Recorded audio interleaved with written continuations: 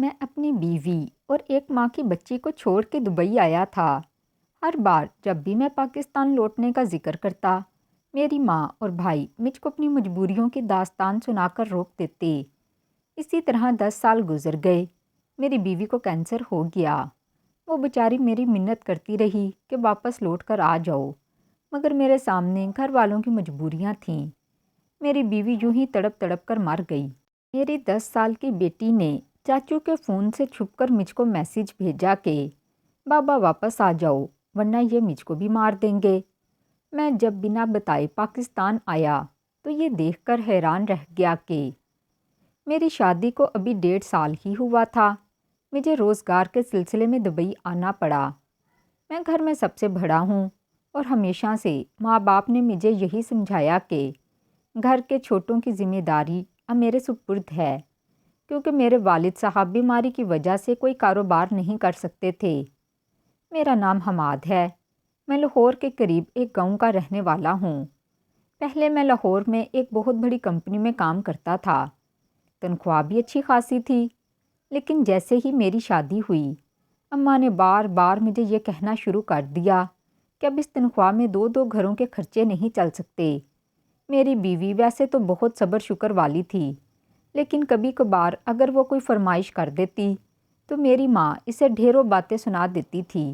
ہمارا ایک قریبی رشتہ دار جب سے دبئی گیا تھا، اس کے گھر کے حالات میں زمین آسمان کا فرق آ گیا تھا، اور تب ہی سے اماں مجھے بار بار کہنا شروع ہو گئیں کہ بیٹا تم بھی دبئی چلے جاؤ۔ میں اپنی بیوی کو چھوڑ کر پردیس میں نہیں جانا چاہتا تھا، لیکن ماں باپ کے دباؤ اور گھر کے حالات کو دیکھتے ہوئے میں نے بھی یہ فیصلہ کر ہی لیا۔ میری بیوی کے ماں باپ کی طرف سے دیا ہوا زیور خاصا بھاری تھا۔ اماں نے اصرار کرنا شروع کر دیا کہ میں نورین کا زیور بیچ کر اپنا بیرون ملک روانگی کا خرچہ پورا کر لوں، اور جیسے ہی میری تنخواہ شروع ہوگی میں اسے اس کا زیور واپس بنا کر دے سکتا ہوں۔ جب میں نے یہ بات اپنی بیوی سے کی تو وہ حیران رہ گئی اور تھوڑی پریشان بھی، کیونکہ میرے گھر کے حالات تو ایسے تھے کہ شادی میں تھوڑا بہت ہی زیور اسے ڈالا گیا تھا۔ میں نے اسے یقین دلایا کہ میں دبئی پہنچتے ہی سب سے پہلے اس کا زیور بنوا کر دوں گا۔ اس کے 2 بھائی تھے اور وہ اکلوتی ہی بہن تھی۔ اس نے اس شرط پر مجھے زیور دیا کہ یہ بات اس کے میکے تک ہرگز نہ پہنچنے پائے، کیونکہ اگر میرے ساس سسر کو معلوم ہوتا تو انہیں تکلیف ہوتی۔ خدا نے جلد ہی مجھے اولاد کی خوشخبری بھی دے دی تھی۔ میری ماں کا رویہ شروع سے ہی عجیب سا تھا۔ وہ میرے منہ پر تو نورین کا بہت خیال رکھتی، لیکن نورین جب یہ کہتی کہ امی مجھے بات بات پر تانے دیتی ہیں تو میں اکثر چڑ جاتا تھا۔ وہ نورین کو سختی سے کہتا کہ وہ ہم ماں بیٹے کے بیچ میں پھوٹ ڈالنے کی کوشش نہ کرے۔ عمل کے باوجود گھر میں کھانا بنانے کی ذمہ داری نورین پر ہی تھی۔ اکثر اس کی طبیعت خراب ہو جاتی تو ڈاکٹر مجھے سختی سے کہتی کہ اسے اس وقت آرام اور سکون کی ضرورت ہے، اور ساتھ ہی وہ مجھے تاکید کرتی کہ پھل اور دودھ بھی اس حالت میں لازمی ہوتے ہیں۔ لیکن میں دبئی جانے کے چکر میں اس قدر الجھا ہوا تھا کہ میں نے کئی ماہ پہلے ہی لاہور کی کمپنی سے ریزائن کر دیا اور اس وقت اپنے گاؤں میں موجود تھا۔ میں نے اپنا پاسپورٹ اور ضروری کاغذات ایجنٹ کو دیے ہوئے تھے تاکہ وہ جلد از جلد میرا ویزا لگوا دے۔ نورین جب بھی مجھے کسی چیز کو لانے کا کہتی تو میں پریشان ہو جاتا، کیونکہ جب بھی میں اماں سے کچھ پیسے مانگنے جاتا تو وہ مجھے گھر کے اخراجات کی لمبی فہرست سنانے بیٹھ جاتیں، اور ساتھ ہی یہ کہتیں کہ تم نے نوکری چھوڑنے میں جلد بازی کر دی۔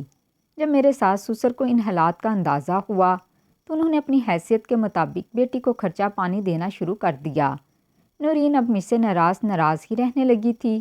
میرے 4 بھائی تھے اور 3 بہنیں، جس کی ساری ذمہ داری تقریباً نورین کے کندھوں پر تھیں، کیونکہ اماں کا کہنا تھا کہ بہنیں بہت چھوٹی ہیں اور سبھی گھروں میں ہمیشہ ذمہ داری بہو کی ہی ہوتی ہے۔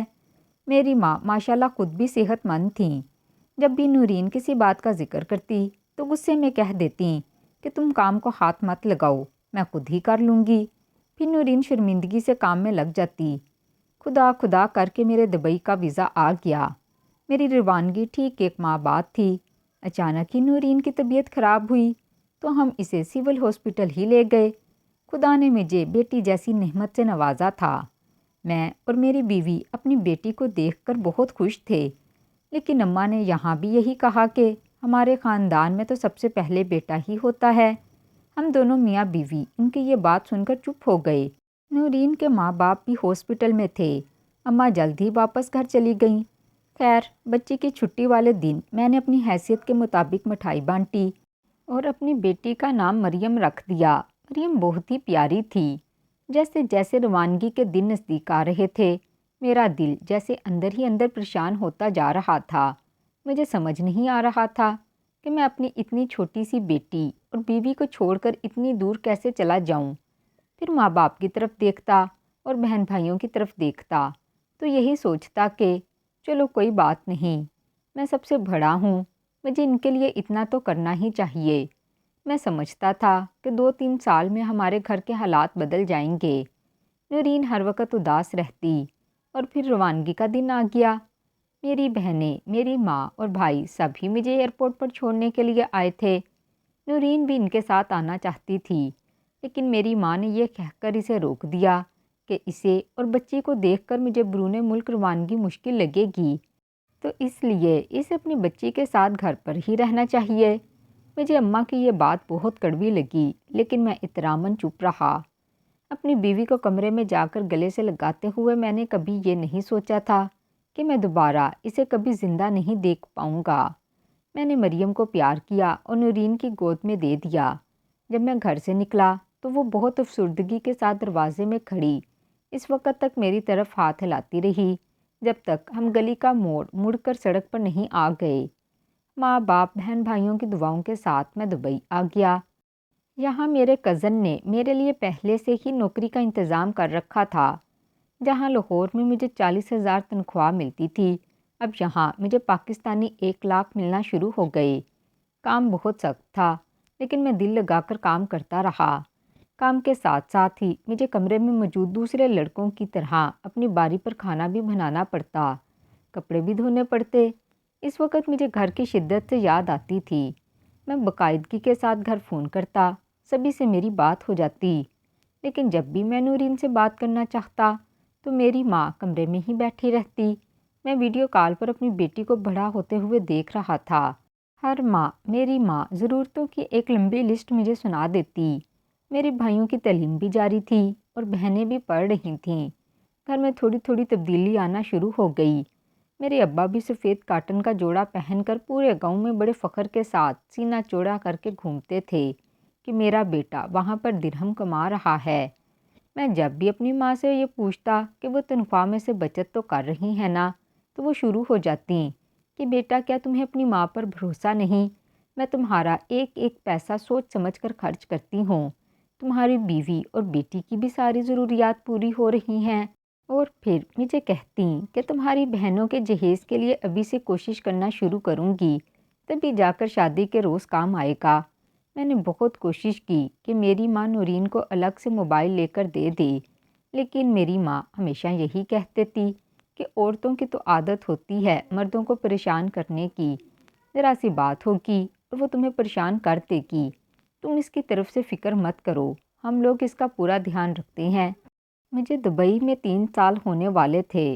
مجھ سے چھوٹا بھائی جو اس وقت میٹرک کا طالب علم تھا، اس نے پڑھنے سے انکار کر دیا اور ساتھ ہی یہ ضد بھی باندھ لی کہ اسے زمینوں کا شوق ہے۔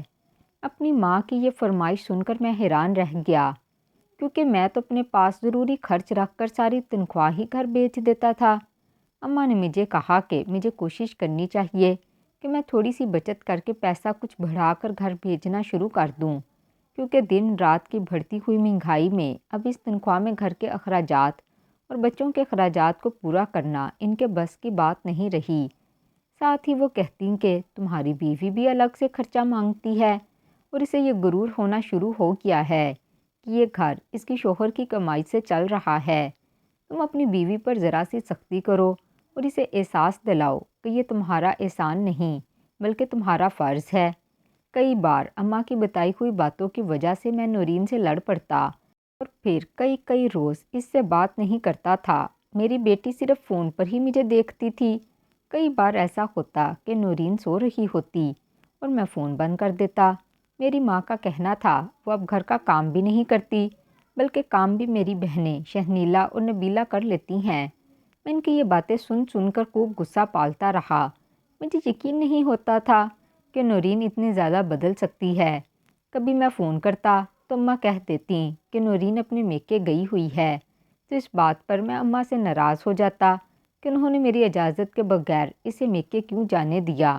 اور جب میں اس کے بھائی کو کال کرنے کی بات کرتا تو اماں مجھے اپنی قسم دے دیتی اور کہتی کہ بیٹا تم اسے وہاں بیٹھی ہوئی کو پریشان مت کرنا، ورنہ تمہارے سسرال والے کیا سوچیں گے کہ ہم نے ان کی بیٹی کو اتنا تنگ رکھا ہوا ہے۔ دھیرے دھیرے میں اپنی بیوی سے بیزار ہونے لگا۔ دن رات کی محنت نے مجھے چڑچڑا اور بد مزاج بھی بنا دیا۔ میں نے اب کم سے کم پیسوں میں گزارا کرنا شروع کر دیا۔ مجھے لگتا تھا کہ میرے پیسوں کو میری ماں بچت کر کے جمع کر رہی ہے اور کچھ ہی سالوں میں اتنا جمع ہو جائے گا کہ میں دبئی چھوڑ کر واپس پاکستان چلا جاؤں گا اور وہاں جا کر کوئی مناسب کاروبار کر لوں گا۔ 4 سال بعد جب یہ بات میں نے اپنی ماں سے کی تو وہ حیرت سے کہنے لگی، بیٹا فی الحال تو صرف تمہارے بھائیوں کی تعلیم اور تمہارے باپ کا علاج ہی ہو پا رہا ہے، پھر تمہاری بیوی اور بیٹی کا خرچہ بھی ہے، اور تم کوشش کرو کہ اب کوئی دوسری نوکری ڈھونڈ سکو۔ میں یہ سن کر بڑا پریشان ہو گیا۔ میرے یار دوست مجھے بڑا سمجھاتے تھے کہ مجھے اپنے گھر والوں پر اتنا بھروسہ نہیں کرنا چاہیے، لیکن میں نے شروع سے ہی اماں ابا کے سامنے کبھی زبان نہیں کھولی تھی اور ان کی بات میرے لیے پتھر پر لکیر جیسی تھی۔ خیر میں نے اس سے بہتر نوکری ڈھونڈ لی۔ یہاں پر میری تنخواہ 1.5 لاکھ کے قریب تھی۔ میرے دوست تنخواہ ملنے کے بعد اچھے ہوٹلوں میں کھانا کھانے جاتے اور میں زیادہ وقت اپنے کمرے میں ہی گزارتا۔ نورین نے اب اپنے بھائی سے کہہ کر الگ موبائل لے لیا۔ وہ جب بھی اپنے کمرے میں جا کر بات کرنے کی کوشش کرتی، اسے کوئی نہ کوئی کام کے لیے بلا لیتا۔ وہ مجھے میسیجز پر کہتی کہ میں پاکستان واپس آ جاؤں، یہاں پر سب خوش ہیں، گھر بھی ٹھیک ٹھاک چل رہا ہے، آپ یہاں پر ہی کوئی نوکری ڈھونڈ لو۔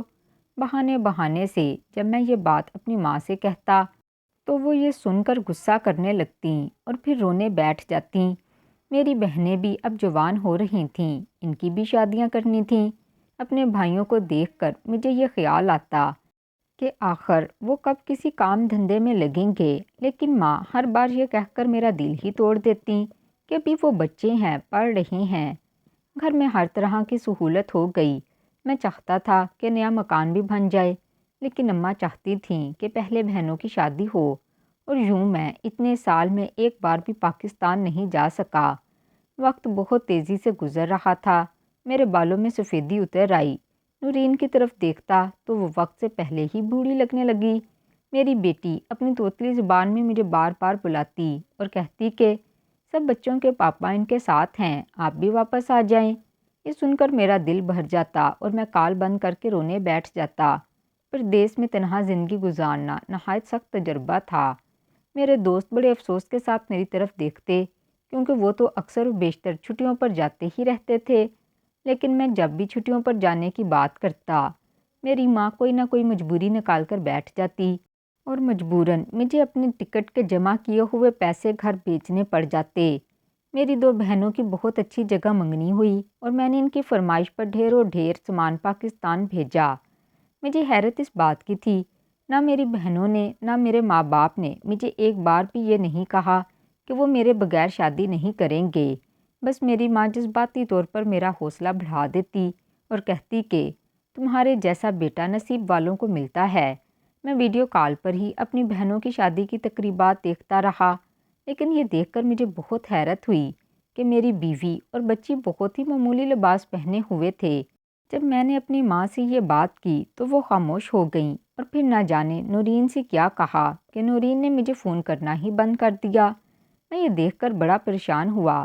کئی روز گزر جاتے، میری اپنی بیوی اور بیٹی سے بات نہ ہوتی۔ میرے دوستوں نے مجھے کئی بار سمجھایا کہ میں گھر والوں کو بتائے بنا پاکستان چلا جاؤں۔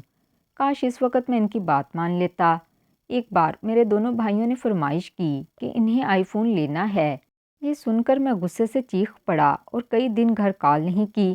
جب بھی گھر سے کال وصول ہوتی میں فوراً اپنا فون بند کر دیتا۔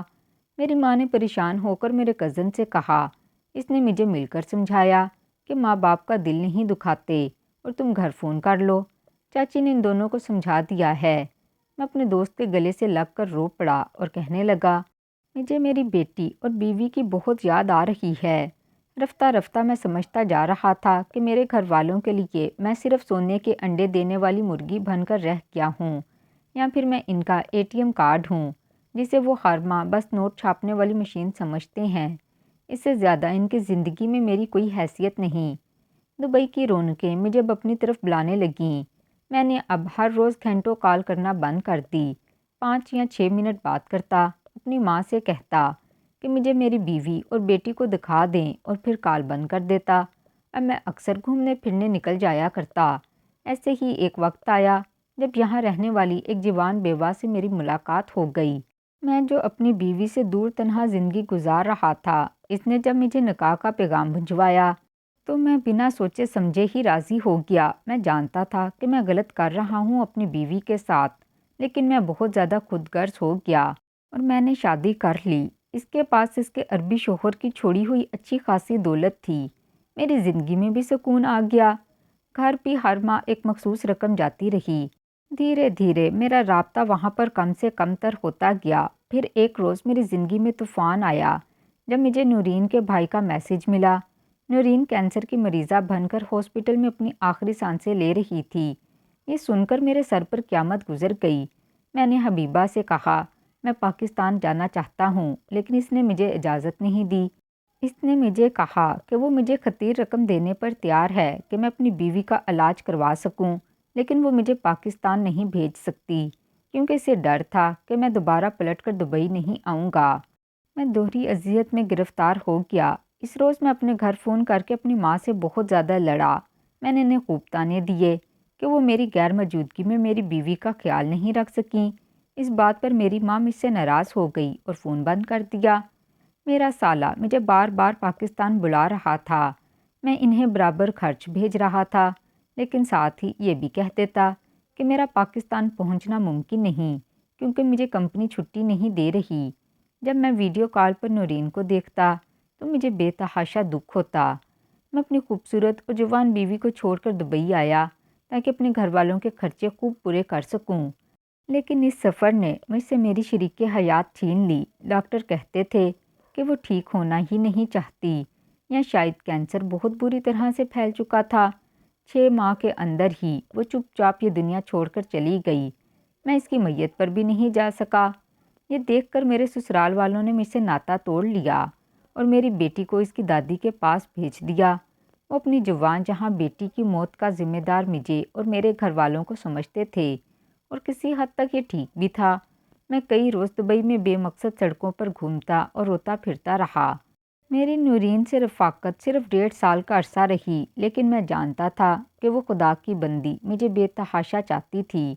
مجھے دبئی میں 9 سال ہو چکے تھے۔ اب میری مجبوری بن گئی تھی اپنے گھر فون کرنا، کیونکہ میری بیٹی اب میرے ماں باپ اور بہن بھائیوں کے رحم و کرم پر تھی، اور اس بات کا انہوں نے بے تحاشا فائدہ اٹھایا۔ میں برابر گھر پر خرچ بھیجتا رہا۔ اماں میری بیٹی کو سامنے بٹھا کر اس سے میری بات کرواتی۔ مجھے بتایا جاتا کہ میری بیٹی اسکول میں پڑھنا نہیں چاہتی، لیکن اس کا خاموش اور افسردہ چہرہ مجھے کوئی اور ہی کہانی سنا رہا ہوتا۔ دوسری طرف حبیبہ کا رویہ وقت کے ساتھ ساتھ سخت سے سخت ہوتا جا رہا تھا۔ وہ چھوٹی چھوٹی باتوں پر میری بے عزتی کرتی اور کہتی کہ تم پاکستانی ہوتے ہی بے وفا ہو، تم پیسے کے لیے کسی بھی چیز کو بیچ سکتے ہو، یہاں تک کہ اپنی محبت اور اپنی اولاد کو بھی۔ اور میں اس کی یہ بات سن کر شرم سے اپنا سر جھکا لیتا، کیونکہ میں نے تو ایسا ہی کیا تھا۔ اب بھائیوں کی بھی شادیاں ہونا شروع ہو گئیں۔ 1 سال اور گزر گیا۔ میرے 2 بھائی بھی شادی شدہ تھے۔ اب 3 بھائی کمائی کر رہے تھے۔ میں حبیبہ کا کاروبار سنبھال رہا تھا۔ وہ مجھے مقرر کی ہوئی تنخواہ دیتی اور ساتھ ہی کچھ رقم مجھے میری بچی کے خرچ کے لیے بھی دے دیتی۔ کئی روز سے مجھے عجیب عجیب سے خواب نظر آ رہے تھے۔ نیند میں مجھے لگتا کہ نورین مجھے آوازیں دے رہی ہے۔ کبھی وہ مجھے بہت غمزدہ کسی ویران صحرا میں بھٹکتی ہوئی دکھائی دیتی، اور کبھی کسی چشمے کے کنارے بیٹھی ہوئی نظر آتی۔ وہ بار بار مجھے کہتی کہ وہ بہت تکلیف میں ہے۔ میں نیند میں ڈر کر اٹھ جاتا۔ حبیبہ بھی میری حالت دیکھ کر پریشان ہو گئی۔ ایک روز وہ مجھے کہنے لگی کہ حماد، مجھے لگتا ہے کہ نورین تمہیں کچھ بتانے کی کوشش کر رہی ہے۔ ایسا تو نہیں کہ تمہاری بیٹی مریم کوئی پریشانی میں ہو؟ تم ایسا کرو کہ بتائے بنا پاکستان پہنچو اور دیکھو کہ کیا معاملہ ہے۔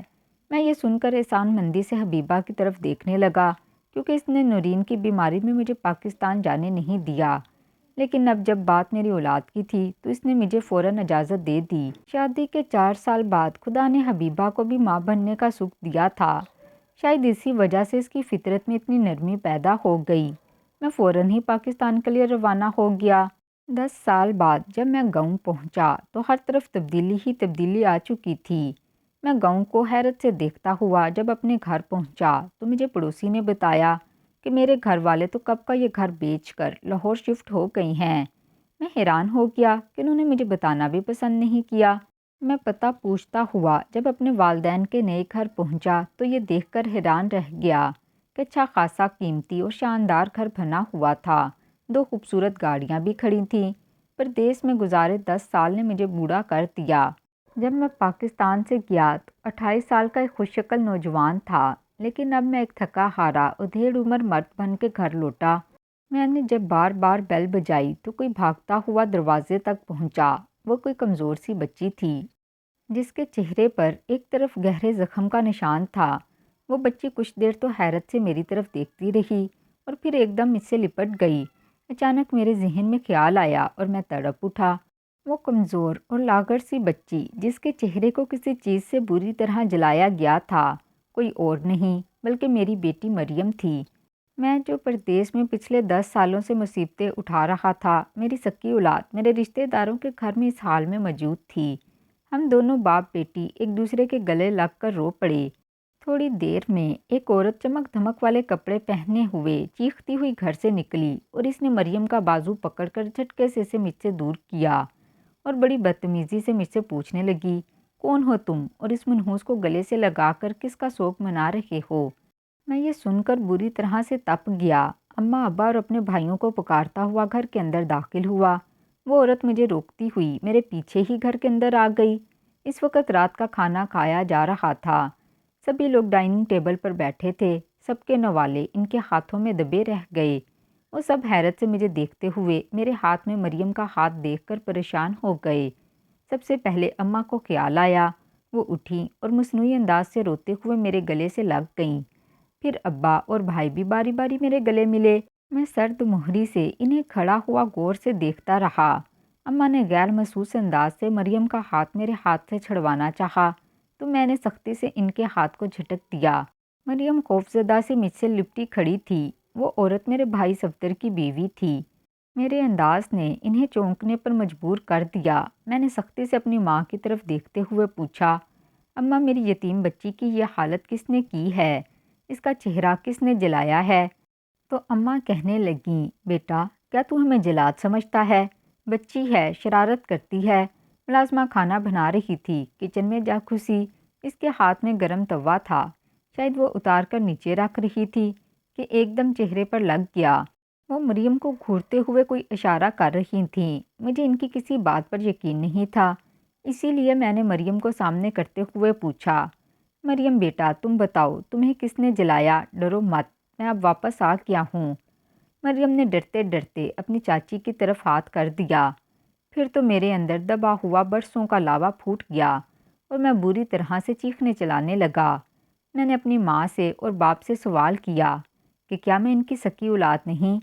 میں برسوں تک ان کے لیے اپنے ملک سے دور پردیس کی سختیاں کاٹتا رہا اور پیچھے میری بیوی لا علاج ہو کر مر گئی۔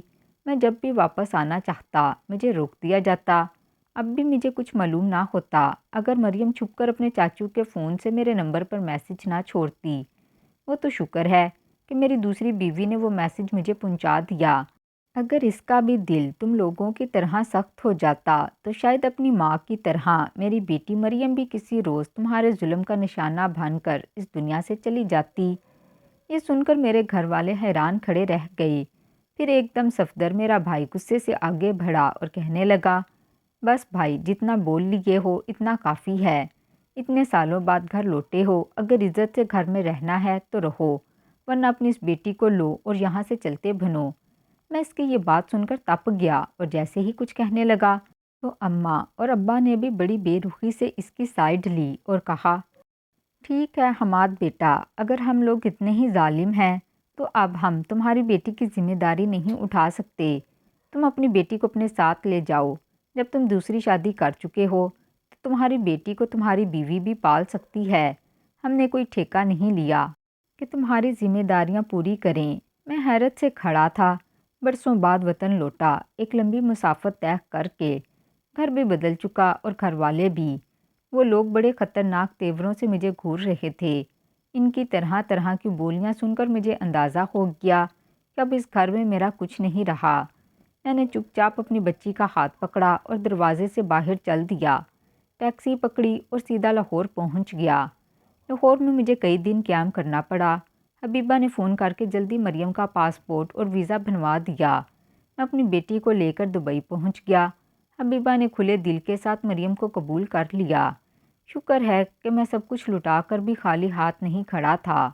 میرے ساتھ ایک رحم دل بیوی بھی تھی جس نے مجھے مشکل وقت میں سہارا دے دیا، ورنہ اپنوں کی بے رحمی نے مجھے تو سڑک پر لا کر کھڑا کر دیا۔ میری التجا ہے کہ کوئی بھی بھائی اپنا ملک چھوڑ کر پردیس کی خاک نہ چھانے، کیونکہ وہی لوگ آپ کے دشمن بن جاتے ہیں جن کے لیے آپ پیسہ کمانے کی مشین بنتے ہو۔ اپنا اور اپنی بیوی بچوں کا خیال رکھیں، آدھی روٹی کھا لیں، لیکن اپنی بیوی اور بچوں کو بے سہارا چھوڑ کر پردیس نہ جائیں۔ آپ کو یہ کہانی کیسی لگی؟ اپنی رائے کا اظہار ضرور کریں۔ تو ناظرین، مزید اس طرح کی اچھی سبق آموز کہانیاں سننے کے لیے ہماری ویڈیو کو لائک کریں، شیئر کریں اور ہمارے چینل کو سبسکرائب کریں۔ شکریہ۔ اللہ حافظ۔